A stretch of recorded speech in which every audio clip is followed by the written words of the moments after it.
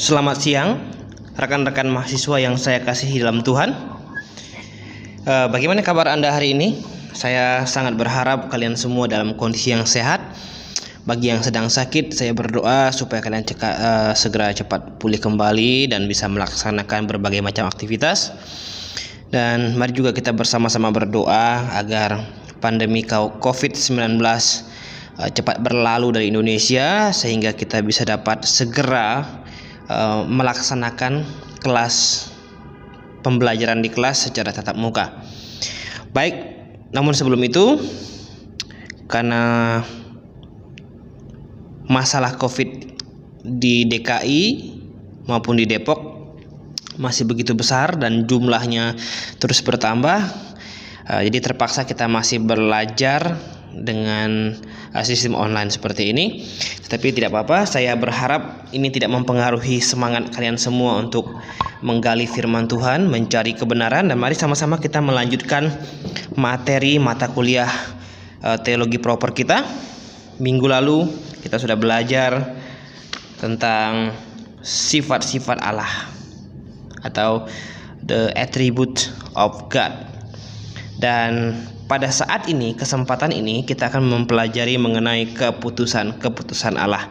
Karena kalau kita belajar Alkitab dan kita meneliti firman Tuhan, kita akan melihat banyak sekali keputusan-keputusan yang Tuhan buat bagi manusia. Nah, hari ini kita akan membahas tentang itu, dan mari kita masuk ke dalam materi kita. Poin D besar, keputusan Allah. Ya. Apa itu keputusan Allah? Kita harus paham dulu definisi dari keputusan Allah ini. Nah, keputusan Allah itu adalah tujuan-tujuan Allah yang kekal, didasarkan pada kebijaksanaannya yang kudus, di mana Ia dengan bebas dan tanpa berubah untuk kemuliaannya sendiri mengatur baik secara efektif maupun secara permisif semua yang terjadi. Nah, pengertian ini diambil dari atau pendapat dari Hendrik Thiessen. Ya, saya ulangi lagi bahwa keputusan Allah menurut Hendrik Thiessen ini adalah tujuan-tujuan Allah yang kekal, didasarkan pada kebijakannya yang kudus, di mana Ia dengan bebas dan tanpa berubah untuk kemuliaannya sendiri mengatur baik secara efektif maupun secara permisif semua yang terjadi. Ya, saya harap kalian bisa menyimak ini. Tetapi apa itu keputusan Allah? Keputusan Allah kalau saya bilang adalah satu tujuan yang Allah ambil, yang Allah tetapkan untuk kebaikan manusia. Dan biasanya keputusan ini Tuhan buat dan Tuhan ingin manusia itu bisa lakukan. Ya, Tuhan memutuskan sesuatu itu sangat-sangat berhubungan erat dengan manusia itu sendiri. Karena Allah bekerja untuk manusia.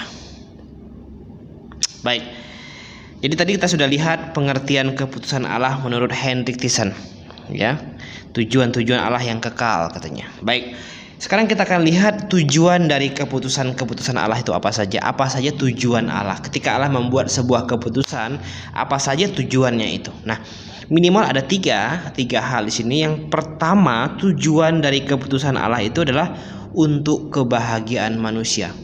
Jadi, ketika Allah menetapkan sesuatu, memutuskan sesuatu, semua yang Dia putuskan itu sebenarnya adalah untuk kebahagiaan manusia. Sama seperti ketika manusia sudah jatuh dalam dosa, Allah memutuskan untuk mengirim Sang Juru Selamat. Kejadian 3:15. Semuanya untuk apa? Sebenarnya untuk kebaikan, bahkan kebahagiaan manusia itu sendiri. Coba kita lihat di dalam Kisah Para Rasul pasal 14 ayat yang ke-7. Kisah Para Rasul pasal 14 ayat yang ke-7. Kita akan lihat di sini. Ya, Kisah Para Rasul pasal 14 ayat 17. Bukan 7 tapi 17. Nah, Kisah Para Rasul pasal 4 ayat 17, firman Tuhan berbunyi demikian. Namun ia bukan tidak menyatakan dirinya dengan berbagai-bagai kebajikan, yaitu dengan menurunkan hujan dari langit dan dengan memberikan musim-musim subur bagi kamu. Ia memuaskan hatimu dengan makanan dan kegembiraan. Oke, di sini kita lihat bahwa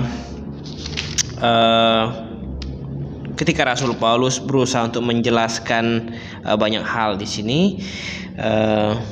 di ayat 17 ini kita lihat bagaimana Allah itu membuat sesuatu keputusan, ya, menurunkan hujan dari langit. Ini keputusan Allah, ya, ini keputusan Allah. Kemudian memberikan musim-musim yang subur kepada manusia. Hari ini di Indonesia ada musim panas, ada musim penghujan. Di belahan dunia bagian Eropa ada 4 musim. Nah, semua ini murni manusia bisa nikmati. Dan masih banyak lagi keputusan-keputusan Allah yang sebenarnya dibuat untuk kebahagiaan manusia. Walaupun terkadang ketika Tuhan memberikan hujan, curah hujan, mungkin yang intensitasnya cukup tinggi, yang mengakibatkan di satu daerah banjir, banyak orang yang tidak melihat secara bijak bahwa Allah sedang bekerja di balik semua itu, sehingga banyak manusia yang terlalu cepat membuat kesimpulan keputusan bahwa Allah tidak mengasihi mereka sehingga mendatangkan mereka banjir, dan banyak dari mereka yang kesusahan dan sebagainya, ya. Tetapi sebenarnya bukan seperti itu. Allah tidak mungkin membuat keputusan yang merugikan ke manusia, karena tidak ada untung bagi dirinya sendiri. Justru ketika Allah memutuskan sesuatu dan itu terjadi pada manusia, sebenarnya adalah untuk kebaikan manusia itu sendiri. Ya, banyak hal yang Allah ingin lihat. Apakah ketika Tuhan memberikan hujan dengan intensitas yang tinggi, apakah manusia bisa bersyukur akan itu, atau manusia bisa berlatih bersabar, dan banyak hal yang sedang Tuhan nilai dari manusia itu sendiri. Oke. Jadi keputusan Tuhan tujuannya adalah untuk kebahagiaan manusia, bukan untuk kebahagiaan Tuhan. Allah tidak rugi sama sekali. Allah tidak ada keuntungan bagi Allah sendiri, ya. Karena Allah dia maha memiliki, sementara manusialah yang banyak membutuhkan sesuatu pertolongan campur tangan Allah. Nah, yang kedua, tujuan dari keputusan Allah itu adalah untuk kesucian manusia. Apa maksudnya ini? Apa yang dimaksud dengan untuk kesucian manusia? Oke, kita lihat dalam Imamat pasal 11. Imamat pasal 11. Oke. Imamat 11 ayat yang ke-44. Imamat pasal 11 ayat 44. Saya akan bacakan. Sebab akulah Tuhan Allahmu, maka haruslah engkau menguduskan dirimu, dan haruslah kamu kudus, sebab aku ini kudus. Dan janganlah kamu menajiskan dirimu dengan setiap binatang yang mengeriap dan merayap di atas bumi. Oke. Jadi Imamat pasal 11 ini Allah sedang membuat sebuah keputusan tertentu, dan Allah menjelaskan mana binatang-binatang yang boleh dan tidak boleh dimakan oleh orang-orang Israel pada saat itu. Dan semua keputusan-keputusan itu Tuhan buat untuk menjaga kesucian dari bangsa Israel, orang-orang Yahudi itu sendiri. Mengingat sistem ibadah perjanjian lama adalah sistem ibadah simbolistik, ritualistik, dan yang sangat dilihat adalah kesucian jasmani. Jadi jangan sampai mereka salah makan binatang sehingga mendatangkan hukuman atas mereka sendiri, mendatangkan kenajisan bagi mereka sendiri, dan membuat Tuhan tidak berkenan kepada mereka. Jadi keputusan-keputusan yang Allah ambil dan dicatat oleh mereka dalam kitab Taurat adalah untuk menjaga kesucian mereka, secara khusus orang Yahudi pada saat itu. Oke. Nah, yang ketiga, tujuan keputusan Allah itu apa? Selain untuk kebahagiaan manusia, selain untuk menjaga kesucian manusia, maka yang ketiga adalah untuk kemuliaan Allah. Ya. Untuk kemuliaan Allah. Coba kita lihat dalam Yesaya. Kembali kita lihat di dalam Yesaya. Yesaya pasal 48. Yesaya 48 ayat yang ke-11. Yesaya pasal 48 ayat yang ke-11. Anda silakan simak di Alkitabnya. Bila perlu ayat-ayat yang kita baca ini Anda bisa warnai, garis bawahi, supaya suatu hari Anda bisa tahu dan ingat kembali penjelasan ini. Yesaya 48 ayat yang ke-11. Aku akan melakukannya oleh karena aku, ya oleh karena aku sendiri, sebab masakan namaku akan dinajiskan. Aku tidak akan memberikan kemuliaanku kepada yang lain. Nah, jadi kita lihat di sini, aku akan melakukannya oleh karena aku, ya oleh karena aku sendiri, Tuhan bilang. Jadi Tuhan ingin manusia, ketika Tuhan menciptakan manusia, tujuan utama Allah adalah supaya manusia yang diberikan akal budi kehendak bebas ini bisa memuliakan Dia, balik memuliakan Dia, karena manusia sudah menerima banyak hal dari Allah itu sendiri. Ya, ketika Allah memutuskan sesuatu dan memberikan itu kepada manusia, Allah ingin manusia bersyukur dan balik menyembah, bahkan memuliakan Dia sebagai Allah. Ini ya sebenarnya yang Allah ingin manusia lakukan. Cuma terkadang manusia ketika mendapatkan berkat, ya ada yang ingat untuk memuliakan Allah, ada yang juga yang tidak ingat. Nah, ketika kita jalan-jalan ke tempat wisata, baik itu di pantai, di pegunungan, dan di tempat-tempat yang indah lainnya, ketika Anda melihat pemandangan yang indah, sesuatu yang menakjubkan, sebenarnya apa yang sedang dalam benak Anda semuanya?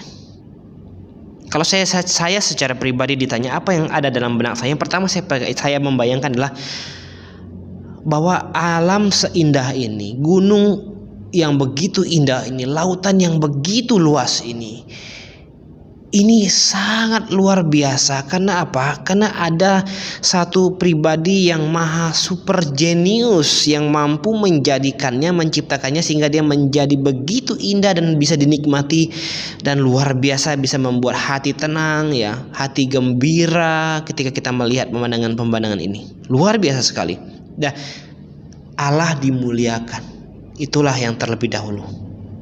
Jadi ada 3 tujuan keputusan-keputusan Allah ini. Yang pertama untuk kebahagiaan manusia, yang kedua untuk kesucian manusia, yang ketiga untuk kemuliaan Allah itu sendiri. Allah ingin dimuliakan. Nah, kemudian setelah kita mengetahui apa saja tujuan Allah dari keputusan-keputusan Allah itu, maka yang kedua yang kita bisa lihat adalah isi dari keputusan itu. Nah, isi dari keputusan ini cukup banyak, ya. Jadi isi dari keputusan Allah ini kita bagi secara garis besar ke dalam 3 bagian. Isi dilihat secara fisik, isi keputusan dilihat secara sosial, dan isi keputusan Allah itu dilihat secara rohani. Nah, yang pertama kita akan lihat isi dari keputusan Allah itu dilihat dari nilai fisik, secara fisik. Apa itunya? Apa isinya? Nah, apa keputusan Allah itu? Nah, secara fisik, isi keputusan Allah itu adalah untuk apa? Ketika Allah membuat sebuah keputusan dan apa isinya dan dapat terlihat karena dia berbentuk fisik, yang kita dapat lihat adalah ketika Allah menciptakan alam semesta ini. Ya, ini isi dari keputusan Allah itu. Kita buka Kejadian 1 ayat 1. Bunyinya adalah, pada mulanya Allah menciptakan langit dan bumi, dan seterusnya dan seterusnya. Jadi ini isi dari keputusan Allah itu. Allah ingin menciptakan sesuatu. Allah menciptakan langit dan bumi beserta isi-isinya, termasuk manusia itu sendiri, ya. Nah, setelah kita lihat yang pertama isi keputusan Allah secara fisik ini menciptakan alam semesta, maka yang kedua isi keputusan Allah secara fisik yang kedua adalah untuk menciptakan manusia. Ketika Allah sudah menciptakan alam semesta, ya, kemudian Allah mengisi alam semesta itu dengan berbagai macam hal yang sangat dibutuhkan oleh manusia, mulai dari hari pertama sampai dengan hari yang terakhir, hari ke-6. Hari ke-6 Tuhan menjadikan manusia. Saya pernah singgung, ya, ada yang pernah tanya begini, mengapa Tuhan menjadikan manusia pada hari yang ke-6? Ya, saya jawab begini.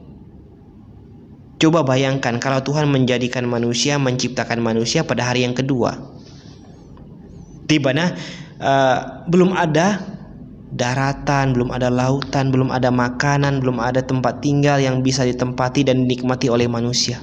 Maka manusia akan mati. Begitu juga dengan hari-hari yang lain.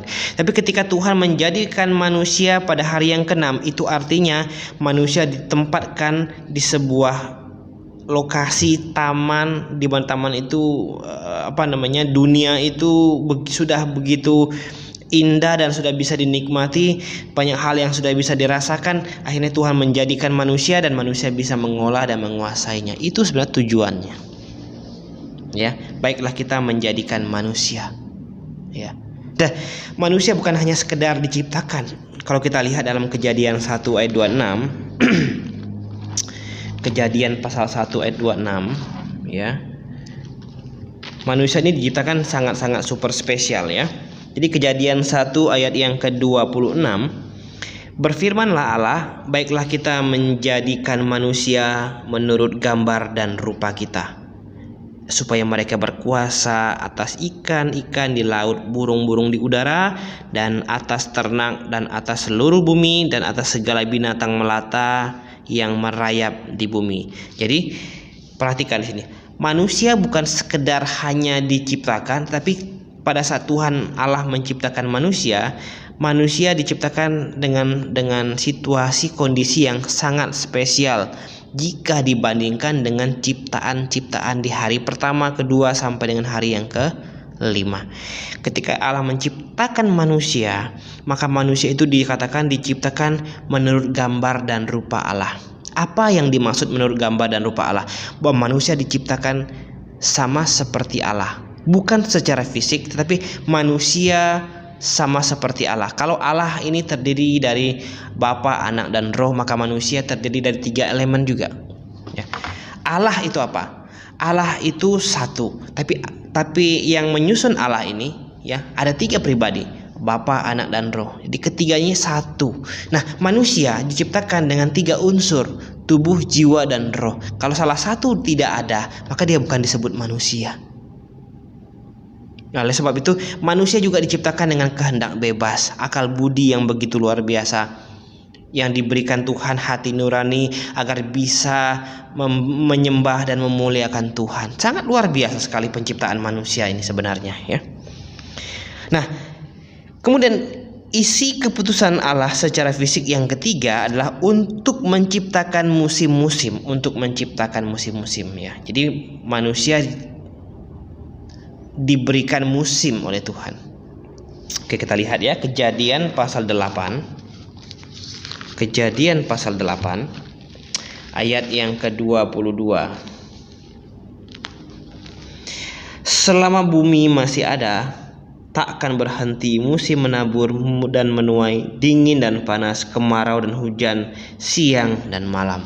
Jadi Tuhan menjadikan musim, menciptakan musim dan Tuhan berikan untuk bumi sebenarnya adalah demi keperluan manusia intinya, ya, untuk keperluan manusia dan untuk keperluan makhluk hidup yang ada di bumi. Jadi Tuhan menciptakan segala musim, ya.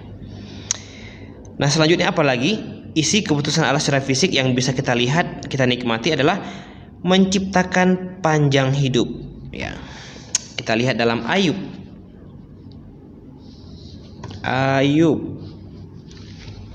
pasal 14 ayat 5. Ayub pasal 14 ayat yang kelima.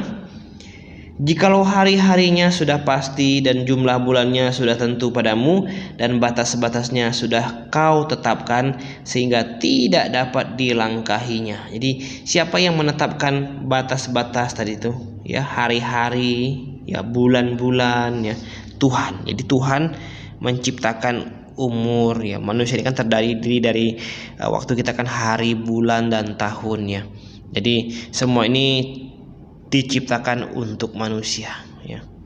Pada awal-awal sekali kita melihat bahwa manusia umurnya begitu panjang, ya kan, sampai 900-an tahun. Tapi hari ini kita tidak seperti itu. Alkitab Mazmur bilang usia manusia itu ya 8, kalau kuat 80 tahun, 70 tahun, kalau kuat 80 tahun. Ya. Lebih dari itu sebenarnya sudah masuk ke dalam masa-masa sulit. Karena manusia akan kembali ke siklus awalnya. Tenaga semakin berkurang, fisik semakin lemah dan sebagainya. Tidak sedikit dari banyak orang tua yang akhirnya lupa ingatan, hilang ingatan, pikun dan sebagainya.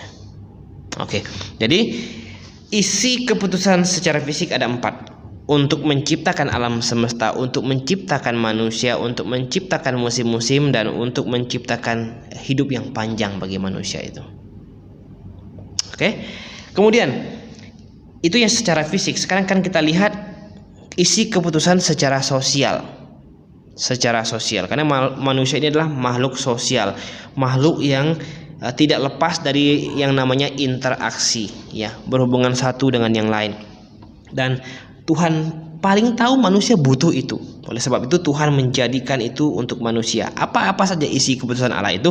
Yang pertama dilihat secara sosial, untuk membentuk keluarga. Ya, Allah menjadikan keluarga pertama Adam dan Hawa. Kita lihat dalam Kejadian pasal 2 ayat 18.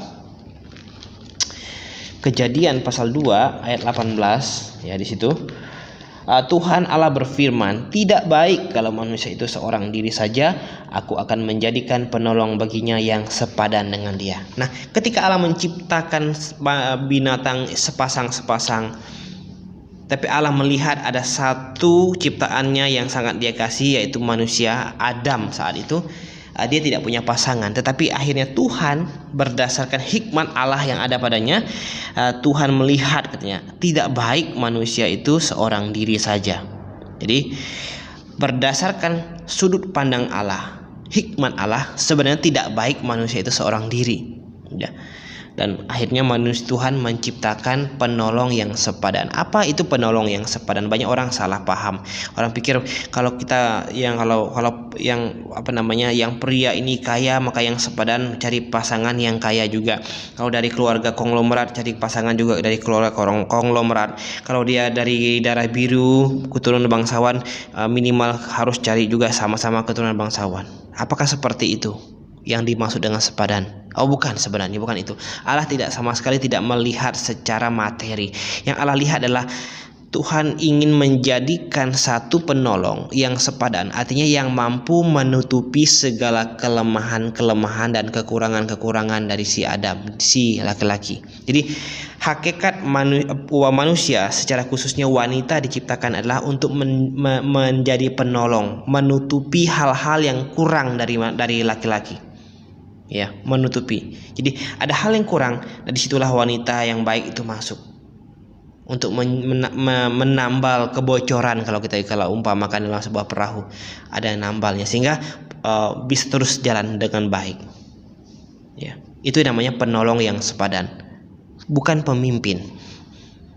Wanita tidak pernah diciptakan untuk menjadi pemimpin. Sebenarnya di setiap lini kehidupan Tuhan ingin laki-laki jadi pemimpin. Itu hakikat laki-laki diciptakan. Makanya wanita diciptakan dari tulang rusuk. Wanita tidak diciptakan dari tulang kaki. Kenapa? Ya, supaya wanita tidak diinjak-injak, tidak dianiaya, tidak di bawah laki-laki. Nah, tapi kenapa juga wanita tidak diciptakan dari tengkorak, tulang kepala? Ya, supaya perempuan bukan menjadi pemimpin laki-laki, menginjak-injak laki-laki, bukan. Tapi Tuhan ciptakan Hawa dari tulang rusuk Adam. Tulang rusuk itu meskipun tulang, tetapi sesuatu yang dilindungi, yang sangat dekat posisinya dengan hati. Ya, ini sebenarnya menggambarkan makna rohani bahwa wanita itu sesuatu yang sangat spesial, pasangan yang sangat spesial, bukan hanya harus dijaga, karena yang spesial ini sangat dekat dengan hati. Oleh sebab itu hakikat wanita diciptakan bukan untuk menjadi pemimpin, tetapi untuk menjadi penolong yang sepadan. Semakin pintar, semakin perempuan itu taat kepada Tuhan, maka dia akan sangat tahu posisinya dan bagaimana menempatkan diri pada posisi yang benar, bukan sebaliknya. kita tidak menampik ya, tidak menutup banyak kemungkinan bahwa banyak wanita-wanita yang jauh lebih pintar daripada laki-laki, banyak ibu-ibu yang lebih pintar daripada suaminya. Tetapi bukan berarti wahai ibu-ibu, wahai wanita, engkau melihat suamimu kurang cerdas lalu engkau ambil alih posisi dia, kau yang jadi pemimpin dalam rumah tangga. Tetap itu salah di mata Tuhan, karena hakikatmu bukan itu diciptakannya. Lalu bagaimana sikapnya? Belajar dari Priscilla dan Aquila. Ketika engkau melihat suamimu kurang, disinilah letak posisimu. Hakikat kamu diciptakan untuk menjadi mesin pendorong, menolong, supaya suamimu tetap berada di depan dan engkau menolong dia, menjadi penolong yang sepadan. Jangan salah konsep ya. Jangan melewati, melanggar batas yang sudah Tuhan tentukan ya. Jadi isi keputusan Allah secara sosial untuk membentuk keluarga. Keluarga pertama yang Tuhan bentuk adalah Adam dan Hawa. Artinya di mata Tuhan, Tuhan suka dengan yang namanya keluarga ini. Jikalau keluarga ini disertai hidup dan sangat mengasihi Tuhan, takut akan Tuhan, ini sangat baik sekali ya. Kemudian isi keputusan Allah secara sosial yang kedua adalah untuk membentuk pemerintah. Tuhan memang menjadikan pemerintah ya. Kita lihat bagaimana Tuhan membentuk pemerintahan atas Israel ya. Kita lihat Kejadian pasal 9. Kejadian 9 ayat yang kelima. Kejadian 9 ayat 5. Tetapi mengenai darah kamu, yakni nyawa kamu, aku akan menuntut balasnya. Dari segala binatang aku akan menuntutnya, dan dari setiap manusia aku akan menuntut nyawa sesama manusia. Nah, ini sebenarnya adalah pola dasar dari sebuah pemerintahan itu. Jadi tugas utama pemerintah apa? Kalau dalam kitab Kisah Para Rasul dibilang, Roma bilang bukan ya, tugas pemerintah itu adalah menyandang pedang, menjaga keamanan, ketertiban. Jika ada kekacauan, jika ada orang yang membuat masalah dan sebagainya, disinilah letak pemerintah turun tangan. Ya, ini hakikat tujuan pemerintah diciptakan, untuk menuntut balas atas kesalahan orang terhadap dia, memutuskan sesuatu, menjadi pengadil yang adil. Itu pemerintah. Nah, yang ketiga, isi secara sosial keputusan Allah itu adalah untuk membentuk Israel. Jadi Israel dibentuk memang atas keputusan Allah. Dimulai dari seorang yang bernama Abram dan diubah namanya menjadi Abraham. Abraham kemudian melahirkan Ishak. Ishak melahirkan dua anak, Yakub dan Esau dan Yakub ya. Dan dari Yakublah keluar 12 orang. Yang akhirnya kemudian Yakub berubah namanya menjadi Israel. Israel itu artinya yang bergumul dengan Tuhan, yang bergulat dengan Tuhan. Dan anak-anak Israel ini 12 ini yang menjadi cikal bakal dari suku Israel. Ini kita lihat begini ya, luar biasa sekali. Nah, kemudian apalagi keputusan Allah secara sosial isinya? Selain untuk membentuk Israel, Tuhan untuk mendirikan jemaat lokal. Jadi gereja itu Tuhan dirikan juga. Jadi jangan sembarangan. Oleh sebab itu jangan sampai gereja itu justru mendatangkan kesesatan. Matius 16 ayat 18. Matius 16 ayat 18. Ya. Dan aku pun berkata kepadamu, engkau adalah Petrus, dan di atas batu karang ini aku akan mendirikan jemaatku, dan alam maut tidak akan menguasainya. Jadi Tuhan sendiri yang ingin mendirikan jemaat ya, gereja di situ ya, jemaat lokal. Ya, dalam Matius 16 ayat 18 itu. Oleh sebab itu, usahakan jemaat jangan bikin malu Allah, jangan bikin kacau, mengajarkan pengajaran yang aneh-aneh. Tentunya yang berlawanan, yang bertolak belakang dari apa yang sudah Tuhan ajarkan. Itu salah sekali.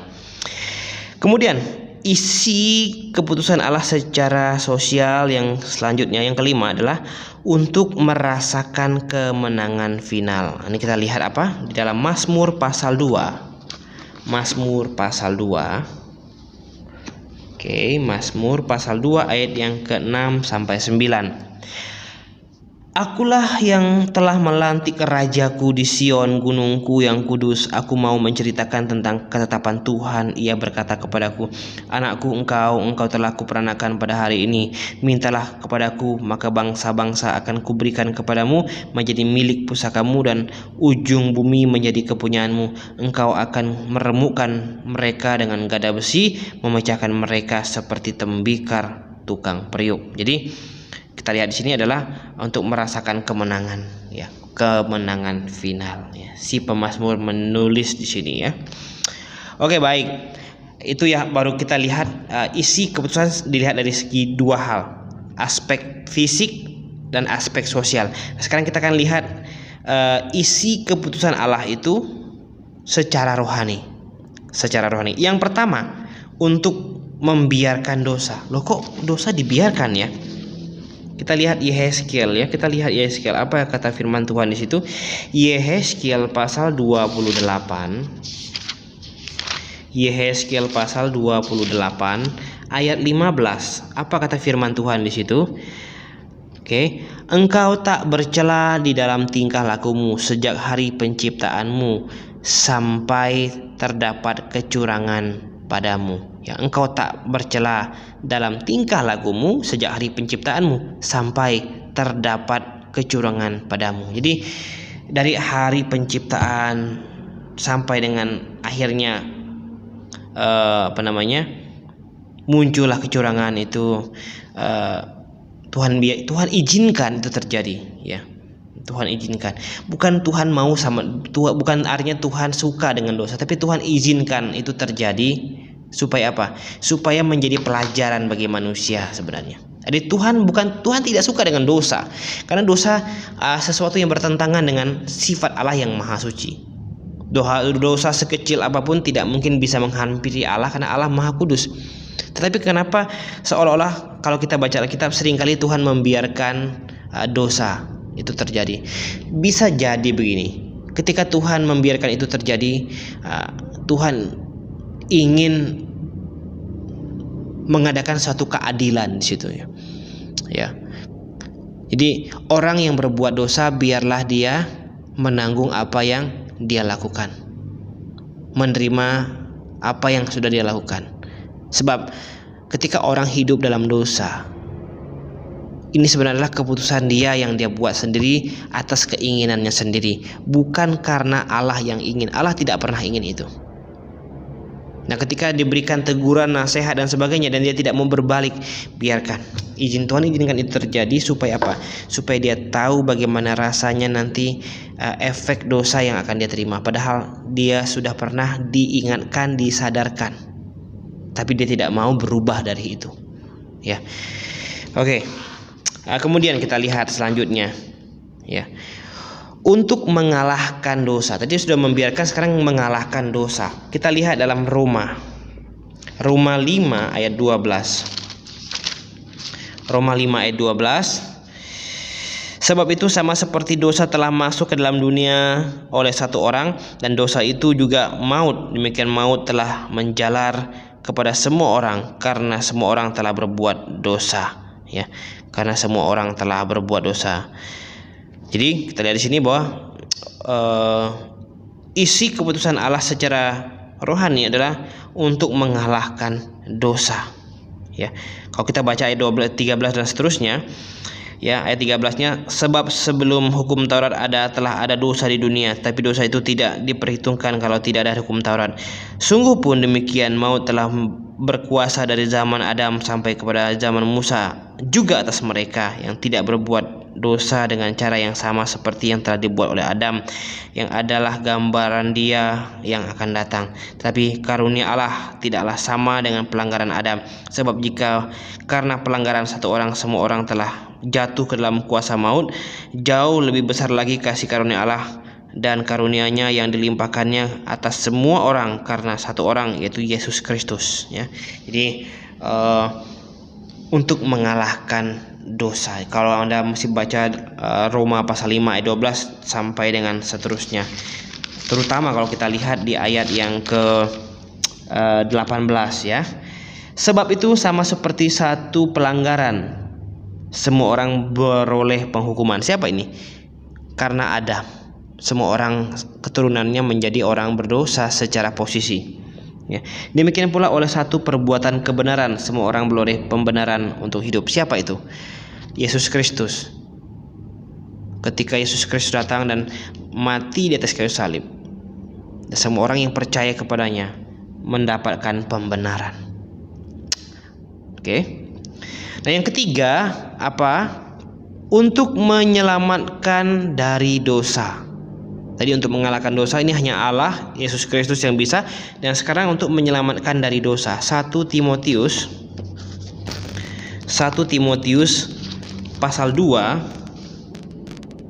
ayat yang keempat.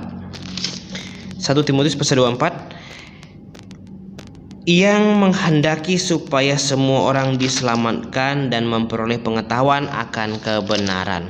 Kita mesti baca dari ayat yang pertama ya. Pertama-tama aku menasihatkan, naikkanlah permohonan, doa syafaat dan ucapan syukur untuk semua orang, untuk raja-raja dan untuk semua pembesar, agar kita dapat hidup tenang dan tentram dalam segala kesalehan dan kehormatan.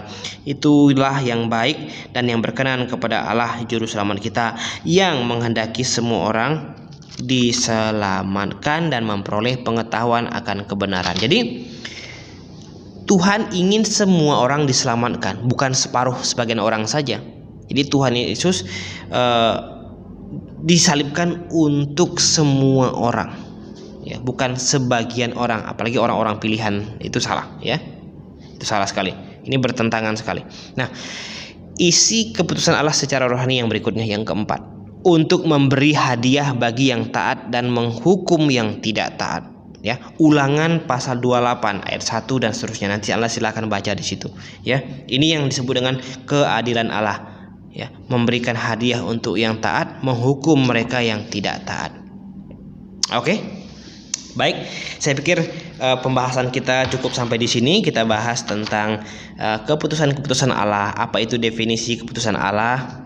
Apa tujuan keputusan Allah itu? Dan kita tadi sudah lihat isi dari keputusan Allah itu dilihat secara fisik, secara sosial maupun secara rohani. Nah, biarlah pembelajaran singkat kita hari ini bisa bermanfaat dan berguna bagi kita semua dalam kehidupan pelayanan kita suatu hari nanti, dan kita semakin memahami dan bisa memberikan pertanggungjawaban iman yang benar atas pengajaran firman Tuhan yang kita percaya hari ini. Kiranya Tuhan Yesus yang memberkati kita semua. Maranatha.